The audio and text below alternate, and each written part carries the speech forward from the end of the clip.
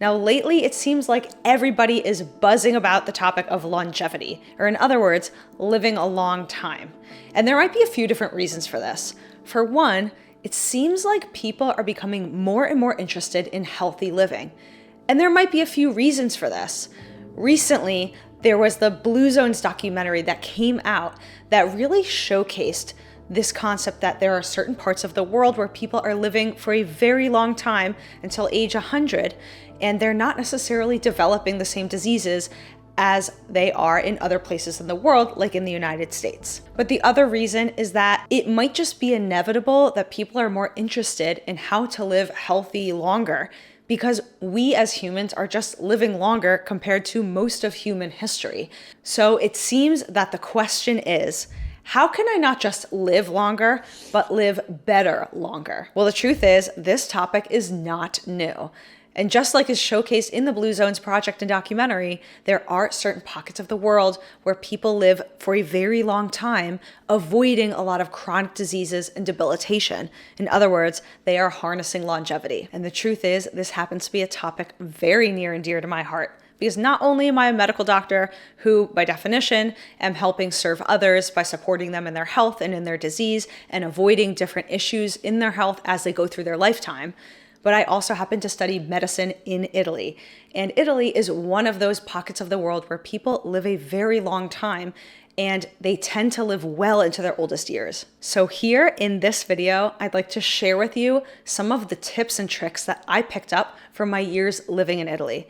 And so hopefully by the end of the video, you're going to have a bit of a better understanding of what these things are and how you can apply them to your life. So the first longevity secret is that Italians seem to live slowly and eat very slowly. And this is just something that's kind of embedded into their culture, and they don't really think about it.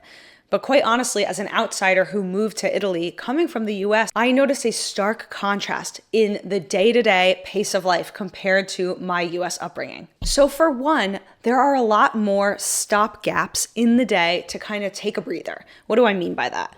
Well, throughout somebody's working hours of the day, they wake up, they go to work, they go to school, they go to university, wherever they are, and there are expected pauses in their workflow for them to just kind of go grab an espresso or a coffee, just talk. Honestly, some of them are stopping and having a cigarette, just calling someone on the phone and just kind of taking a breather.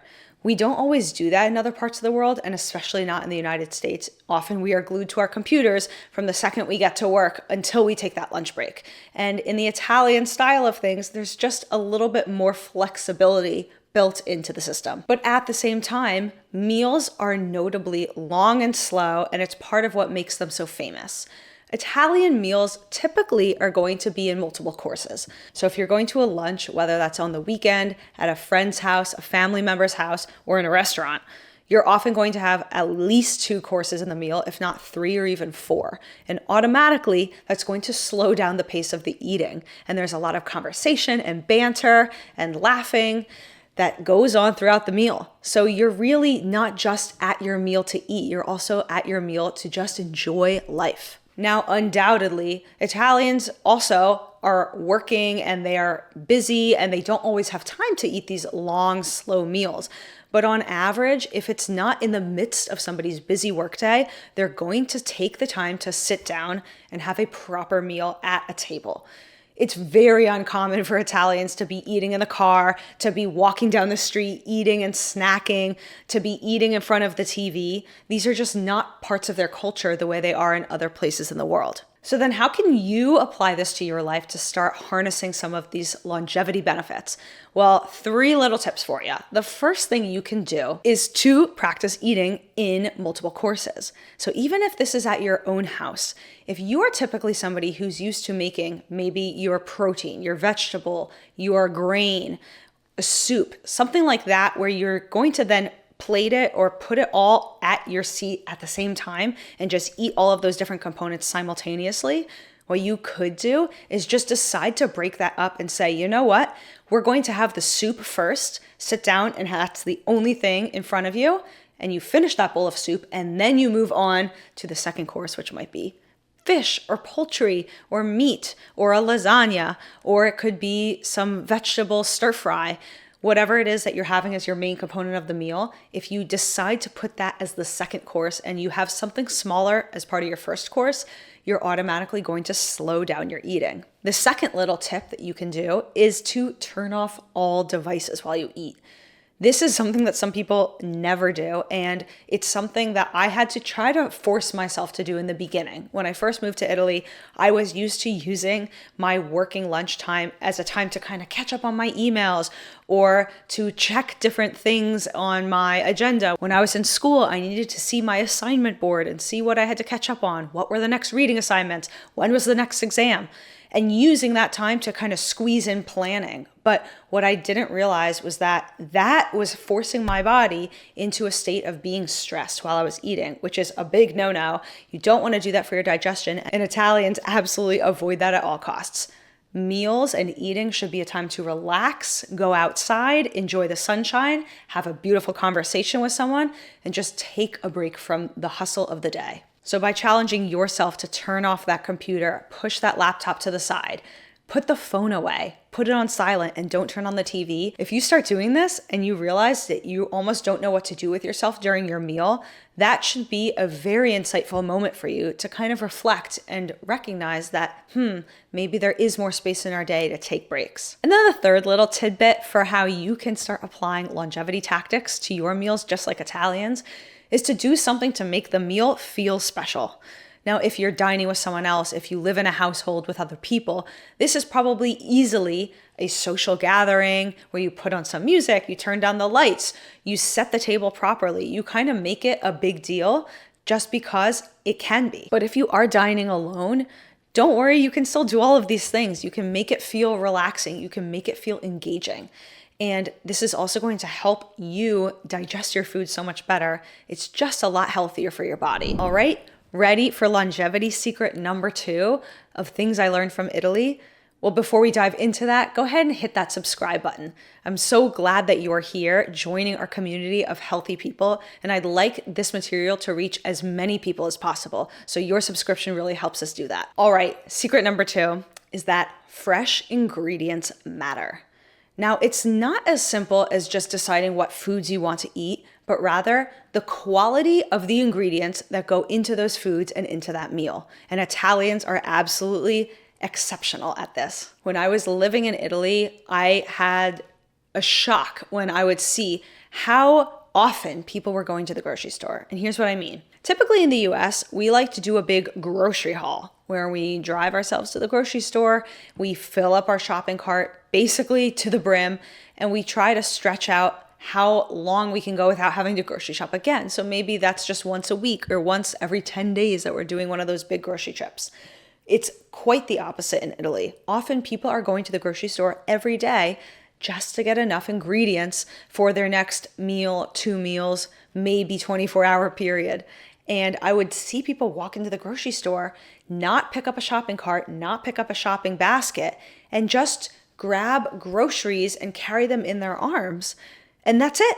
They would just buy enough that they could carry in their own arms and then go to the checkout counter and go home. And it was enough to cook their dinner that night. And this was such a wake-up call for me. I never even considered that that was an option because I had never seen it done. And equally embarrassing, I had to learn this the hard way when I started shopping for groceries myself. And I was going into the grocery store, and I lived in a city, so I was not driving. I didn't even have a car at the time. I had to pick up that shopping basket, but I was filling it to the brim, and I would get to the checkout counter at the end, and I literally had people kind of turning their heads, looking at me like thinking, why is she buying so much food? Because they were probably assuming that I was buying so much food to cook a meal for 20 people. But in fact, I was trying to get my groceries to last me for the next 3 or 4 days, and I didn't know that that was atypical. So the frequency of grocery shopping is obviously going to impact the freshness of the foods that you have, because if you're buying fresh, they're only going to last in your house for maybe 24 hours. They're going to stay fresh by the time you eat them. But this also goes to the sources of the foods themselves. Italians really pride themselves on high quality, fresh ingredients. And so the produce often is coming from the farms or from the vineyards or from wherever they're grown or sourced. Very natural, very tasty. And they are brought in to the grocery stores or maybe the farm stands themselves. And the flavors just are popping, and you can tell they are created. These foods are grown, these foods are harvested at such a high level of quality that they are maintained into the final product. And as well, when foods are sourced really fresh and they're sourced at the peak of their season, they're going to maintain optimal nutrition. So it just works both ways. It's better for the enjoyment of the food, the flavor. It's also better for our bodies. So how can you incorporate this longevity secret into your life? Well, 3 little ways you can do this. The first is that you decide to go grocery shopping more frequency. Challenge yourself. If you've never done this before and you've never shopped on a regular basis, like every day on the way home from work, it might seem like, wow, that's a lot of extra stops to make in your day and that's a lot of extra errands to run. But imagine if you're not going to the grocery store for buying ingredients that are going to last more than a day, how long is it really going to take you to pick up all those items? It might take you 5 or 10 minutes as opposed to a 30-minute shopping trip throughout the entire store grabbing everything you need. If you're going only for 5 items, you go, you grab them, you're out of there maybe in 2 minutes. So it might not actually add that much time into your day unless you have to go out of your way to go to the grocery store and it's not already on the way home for you. So the other way that you could do this, the second way, is that you challenge yourself to just buy locally sourced ingredients.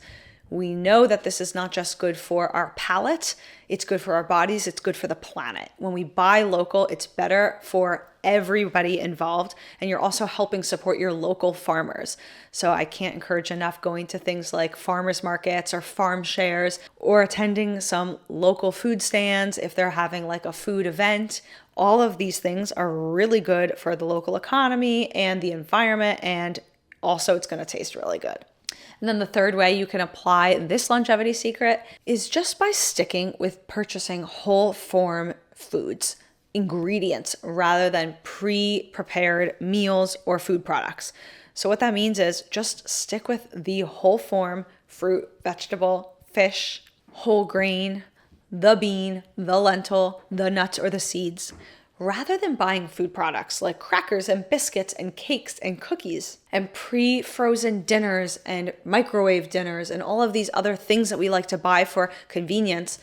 In the end, it ends up being more expensive and those ingredients are not as fresh and they're not going to taste as good and they might not even be as good for you and your body. So that is something Italians are absolutely excellent at. They buy whole form ingredients and they cook their meals themselves, or in the restaurant, you can tell the restaurants are also buying very high quality ingredients. So what's longevity secret number 3?